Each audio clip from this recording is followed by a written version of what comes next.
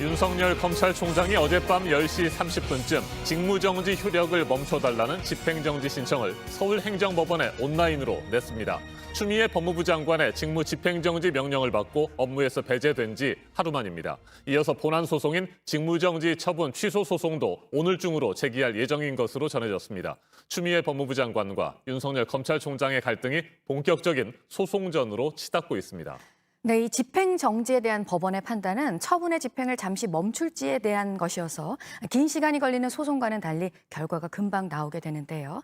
어떤 결과가 나오게 될지 일단 가장 큰 관심이고 또 하나 이 사안을 놓고 지금 여야도 충돌을 하고 있는데 어제 국민의힘에서 긴급 현안 질의를 하려고 하다가 민주당의 반대로 무산됐던 법사위 회의가 오늘 열릴 수 있을지도 주목됩니다. 강희연 기자입니다.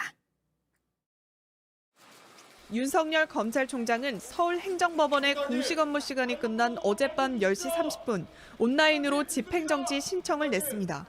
추미애 법무부 장관의 직무 집행정지 처분을 멈춰달라고 했습니다. 오늘 중으론 직무정지 처분을 취소해달라는 본안 소송도 추가로 낼 예정입니다. 법률 대리인은 각각 윤 총장의 대학교, 고등학교 동문인 이완규 변호사와 이서궁 변호사가 맡았습니다. 윤 총장 측은 적지 않은 분량의 집행정지 신청서를 제출한 것으로 전해집니다. 신청서에는 추 장관이 윤 총장의 직무를 정지한 근거로 제시한 6개 사유가 사실과 다르다는 주장이 담겼습니다. 이로써 본격적인 소송전에 들어간 겁니다. 법원이 윤 총장의 집행정지 신청을 받아들이면 윤 총장은 다시 총장 직무를 수행할 수 있게 됩니다. 이런 가운데 윤 총장이 오늘 국회 법사위원회 현안 질의에 참석할지도 주목됩니다. 국민의힘은 어제 법사위 전체 회의를 추진했지만 민주당의 반대로 무산됐습니다. 지금 대한민국 헌정사 사상 초유의 상황이 벌어졌습니다. 저희들이 현안 질의를 안 하면 법사위에서 할 일이 뭐가 또 있습니까? 윤석열 총장이 출발을 했다고 하니 기다립시다. 이렇게 불법적인 출석 요구서를 보내지도 않았는데 오는 이런 야합에 이런 위원회는 더 이상 저는 해서는 안 된다고 봅니다. 국민의힘은 윤 총장이 국회에 출석하면 민주당 없이 단독으로라도 현안 질의를 하겠다는 입장입니다. JTBC 강연입니다. 추미애 법무부 장관은 이틀 전 윤석열 검찰총장을 직무에서 배제하면서 징계도 함께 청구했죠. 징계위원회는 다음 주쯤에 열릴 것으로 예상되는데 윤 총장의 해임이 결정될 수도 있습니다. 이상엽 기자가 보도합니다. 추미애 법무부 장관이 윤석열 검찰총장에 대한 징계를 청구함에 따라 조만간 검사징계위원회가 열리게 됩니다. 시기는 다음 주쯤으로 예상됩니다. 징계위원회는 추 장관이 발표한 윤 총장의 6가지 혐의를 다룹니다. 7명으로 구성된 징계위의 위원장은 추 장관입니다. 법무부 차관도 참여합니다. 법무부 장관이 지명한 검사 2명과 변호사 1명, 법학교수 2명 등 5명도 위원입니다. 다만 추 장관은 징계를 청구했기 때문에 심의에선 빠지고 6명이 다수결로 결정합니다. JTBC 취재 결과 외부위원 3명은 추 장관과 현 정부 전임 장관들이 추천을 받아 지명한 인사들로 파악됐습니다. 어떤 시기든 추 장관의 뜻에 무게가 실릴 가능성이 큽니다. 윤 총장은 변호인을 선임할 수 있고 징계위에 나오지 않은 채 서면으로 진술할 수 있습니다. 여당은 충격적이라는 표현을 쓰며 윤 총장에게 잦은 사퇴를 요구했습니다. 법무부가 밝힌 윤 총장의 혐의는 충격적입니다. 검찰의 미래를 위해서 스스로 거취를 결정해 주기 바랍니다. 검사의 징계는 해임과 면직, 정직, 감봉, 견책으로 나뉘어 있습니다. 감봉 이상의 징계가 결정되면 법무부 장관이 제청해 대통령이 집행합니다. 징계위에서 해임을 의결하면 대통령의 결정을 거쳐 윤 총장은 검찰총장직에서 물러날 수 있습니다. JTBC 이상엽입니다. 추미애 법무부 장관이 윤석열 검찰총장의 중대한 비위라고 지적한 5가지 혐의 가운데 이번에 새롭게 제기된 것은 판사들을 사찰했다는 의혹입니다. 대검찰청이 작성한 문건에 수집해서는 안 되는 판사들의 정보가 있는지 그리고 해당 문건을 작성할 때 윤 총장이 관여를 했는지가 핵심입니다. 법무부가 이와 관련해 추가 감찰에 나섰는데 해당 문건을 작성한 검사는 공개된 정보였다고 반박했습니다. 조보경 기자입니다. 법무부는 검찰총장이 수사정책정보관실을 통해 판사를 사찰한 사실이 더 없는지 추가 감찰을 지시했다고 밝혔습니다. 윤석열 검찰총장의 직무를 정지한 근거 중 하나로 주요 재판부에 대한 사찰 의혹을 제기했는데 사찰이 더 있었는지 살펴보겠다는 겁니다. 법무부가 문제 삼는 건 2월 당시 대검 수사정보정책관실에서 작성한 판사 관련 보고서입니다. 주요 사건을 맡은 판사들이 내린 주요 정치 사건의 판결 내용과 진보 성향인 우리법 연구회 가입 여부, 가족관계, 세평 등이 담긴 걸로 알려졌습니다. 추미애 법무부 장관은 이 보고서에 세평과 무리야기법관, 다시 말해 사법농단 사건 때 문제가 된 법관에 해당되는지 여부도 담겼다고 주장했습니다. 법무부는 수사정보정책관실은 규정상 수사정보를 수집하는 곳일 뿐이라며 개인정보와 성향자료를 수집하는 기구가 아니라고 밝혔습니다. 이에 대해 현직 부장판사는 법원 내부망에 법원행정처가 나서 판사 뒷조사 문건이 무슨 내용인지 확인해달라며 필요하면 윤석열 총장을 고발도 해달라는 비판글을 올렸습니다. 해당 보고서를 작성한 검사는 반박했습니다. 기사나 인터넷에 있는 정보를 토대로 했고 판사 성향은 공판검사에게 물어 작성한 것이었다고 했습니다. 직무 범위에서 벗어난 일을 하지 않았다는 겁니다. 또 한 판사가 무리야기 법관 리스트에 들어가 있다는 사실이 재판 과정에서 알려져 이것을 참고로 적은 것일 뿐이라고 해명했습니다. 하지만 법무부는 추가로 입장을 내고 문건에는 언론에 공개된 자료가 아닌 것으로 보이는 개인정보들이 포함되어 있었다고 재반박했습니다. 보고서 내용이 공개될 때까지 이를 둘러싼 진실 공방이 계속될 걸로 보입니다. 대검 감찰부는 과거 수사정보정책관실이었던 수사정보담당관실을 압수수색했습니다. 민주당은 가장 충격적인 것은 판사 사찰이라며 국회에서 국정조사를 추진하는 방향을 당에서 검토해달라고 밝혔습니다. JTBC 조보경입니다. 제1야당인 국민의힘은 어제 긴급 기자회견을 열고 문재인 대통령이 직접 나설 것을 촉구했습니다. 법무부 장관의 직권 남용을 막겠다며 추미애 장관을 견제하는 법안도 제출했습니다. 유한울 기자입니다. 국민의힘은 인사권자인 대통령이 답해야 한다고 주장했습니다. 윤석열 검찰총장을 직무정지시킬 정도면 차라리 해임하라는 겁니다. 대통령의 역할이라고 것이 과연 어떠한 역할인가 하는 것을 좀 묻고 싶습니다. 나라의 꼴이 아주 우습게 보이는 그런 상황을 만들고 말았습니다. 민주당을 향해서도 목소리를 높였습니다. 윤석열 총장을 쫓아내야 한다고 작심을 한 것 같습니다. 조폭들이 마치 백주대낮에 무고한 사람을 집단 폭행하는. 민주당이 윤 총장에 대한 국정조사 카드를 꺼낸 데는 추미애 장관을 조사하자고 맞받았습니다. 추 장관을 직접 견제하는 법도 냈습니다. 수사기관에 대한 지휘 감독권을 가진 사람이 권한을 남용해 정당한 직무 수행을 방해하면 최대 징역 7년형에 처하는 내용입니다. 또 정치인의 경우 법무장관 재직 기간 동안 당적을 가질 수 없도록 하는 내용의 법안도 발의됐습니다. 앞서 국민의힘은 법사위를 열어 추 장관과 윤 총장을 부르자고 요구했지만 여당이 응하지 않아 15분 만에 끝났습니다. 법사위 전체 회의를 개의를 한다고 해서 윤석열 총장이 지금 대검에서 출발했다는 지금 전언이 있거든요. 출석을 하라고 연락한 바도 없는데 검찰총장이 자기 멋대로 이 회의에 들어오겠다는 겁니까?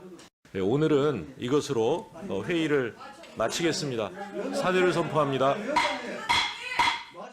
그러자 국민의힘 법사위원들은 대검을 방문해 법무부 감찰이 정당했는지 의견을 들었습니다. JTBC 유한울입니다. 추미애 법무부 장관이 이틀 전 윤석열 검찰총장에 대해 직무 집행정지 명령을 내리고 징계를 청구한 이후 후폭풍이 거셉니다. 윤석열 총장은 직무에서 배제된 지 하루 만인 어젯밤 온라인으로 서울행정법원에 직무정지 효력 집행정지 신청을 냈습니다. 두 사람의 갈등은 여야 정치권은 물론이고 진영 간의 갈등으로도 증폭되고 있습니다. 야당은 문재인 대통령이 직접 입장을 밝혀야 한다고 주장하고 있습니다. 김종철 정의당 대표 자리 함께했습니다. 어서 오십시오. 네, 안녕하십니까. 네, 안녕하세요. 추미애 법무부 장관, 윤석열 총장을 직무에서 배제했고요. 윤석열 총장은 이에 맞서서 이 직무 배제 결정을 효력을 멈춰달라 이런 집행정지 신청을 또 냈습니다. 현재 상황 어떻게 보고 계십니까? 추미애 이제 일단 이 상황을 보시는 국민들께서는 좀 어리둥절하거나 또 이제 갈등이 지금까지 계속되어 왔기 때문에 좀 염증이 많이 나실 수 있는 상태라고 좀 생각이 들더라고요. 근데 이제 추미애 장관이 윤석열 총장을 업무 배제하고 이제 징계 요구하면서 그 내세웠던 몇 가지 이유에 대해서는 지금까지 대부분 좀 나왔던 것들이 많이 있어서 네.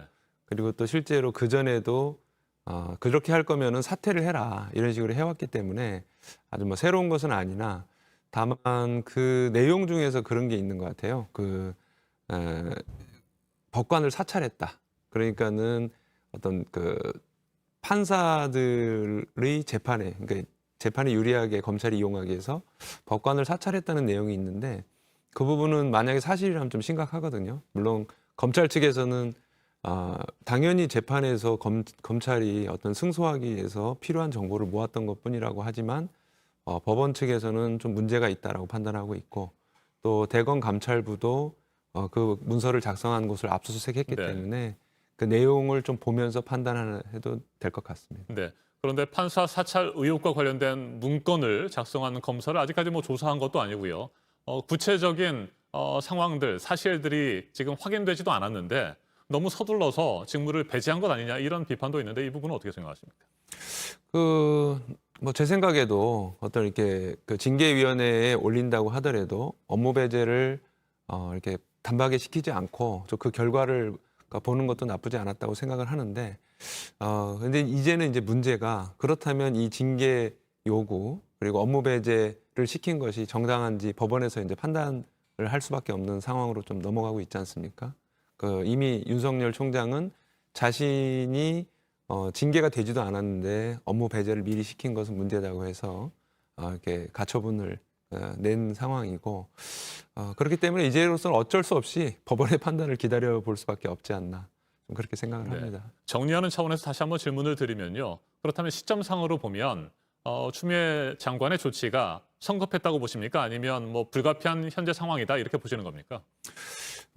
저는 약간 성급했다고 봅니다. 왜냐하면은 그 사찰이라고 하는 그러니까 앞에 말씀드린 대로 네. 나머지 사안들은 이미 다 언급이 좀 됐는데 그런데 그 법관 사찰이라고 문제는 아주 중요한 문제긴 하지만 아직 확인이 최종되지 않은 상태에서 완전히 이렇게 배제시킨 것은 좀 어떤 징계 사안이라고 하지만은 그것이 확인된 이후에 해도 늦지 않지 않았을까 이런 좀 생각이 좀 듭니다. 네, 현 상황에서 문재인 대통령이 직접 입장을 밝혀야 한다라고 하는 것이 국민의힘의 공식 지금 반박하면서 내세운 그런 얘기인 것 같고요. 이에 대해서 정의당의 입장은 정리가 됐습니까? 저희 정의당도 이 국민들이 굉장히 불안해하지 않습니까? 네. 이런 상황을. 그래서 대통령께서 뭔가 이런 상황에 대해서 말씀이 좀 필요하다라고 입장을 좀 냈습니다. 근데 다만 대통령이 이거에 대해서 입장을 내지 않는 아주 중요한 그 역사적인 연원이 있는 것 같아요.